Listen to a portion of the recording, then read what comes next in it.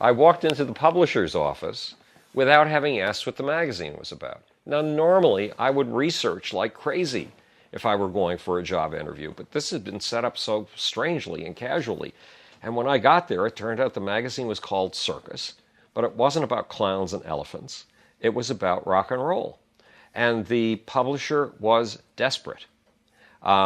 His staff had left a couple of weeks earlier. He had only 2 weeks to get the magazine in on deadline because he had commitments to distributors.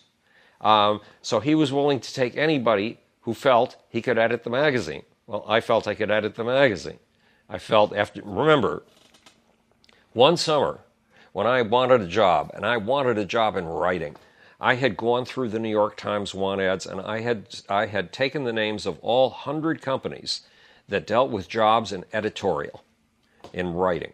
I called the first 98 companies on that list, 98 whatever they're called, job hunt firms, and every single one of them said, no, we don't have anything for you. And the 99th said, we've got something for you. It's in New Brunswick, New Jersey, at the national headquarters of the Boy Scouts of America, this group that keeps cropping up in my life despite the fact that it tossed me out. And I spent a summer writing about stalking and tracking and camouflage. I, who can't find my way into the woods, much less out of the woods, but I took it very seriously. If I was telling you how to stalk a bunny rabbit, I wanted to be able to give you such good advice that you could get within nose-touching distance before the rabbit even knew you were there.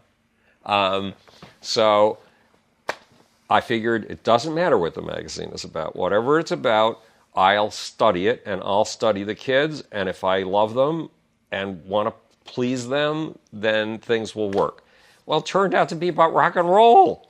I hadn't been listening to rock and roll. I listened to Rachmaninoff and Beethoven and Bartok and Stravinsky.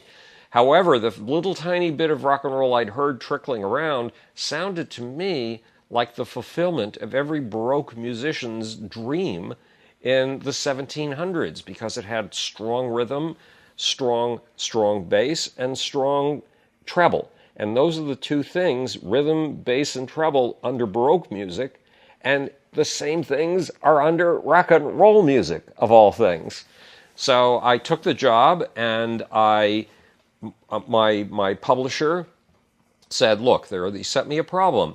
There are these two magazines in Europe, Bravo and Salut les copains, and they are selling 1.5 million copies per issue.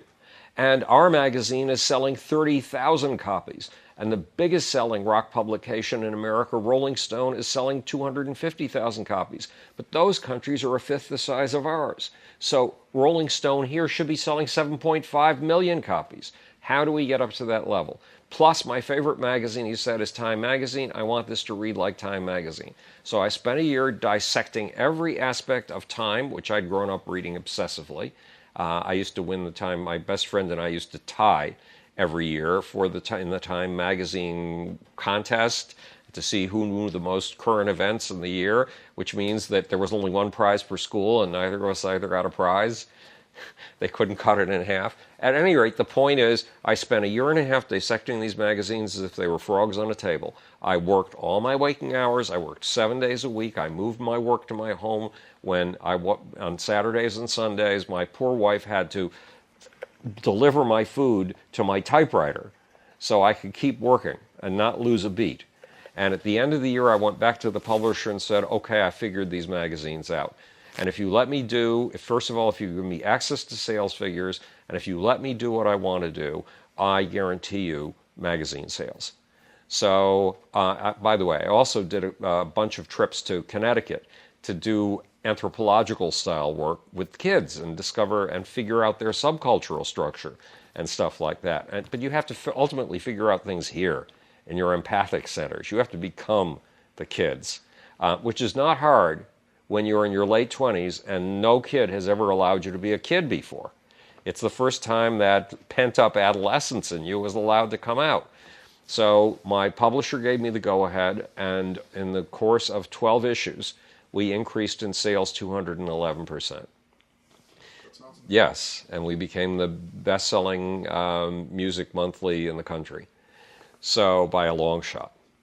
And 6 months into this, my publisher walked into my office and said, "Isn't it about time we talk about a raise?" Well, I'd never worked for anybody else. I'd been self-employed as in the art studio, and I didn't know about raises. So that sort of locked me for a loop, and I called all my friends from Rags, the underground fashion magazine, who by now were working for things like Vogue, and one of them was co-founding a magazine called Ms. With Gloria Steinem, and said, "Well, here's what I do. What should I get paid?"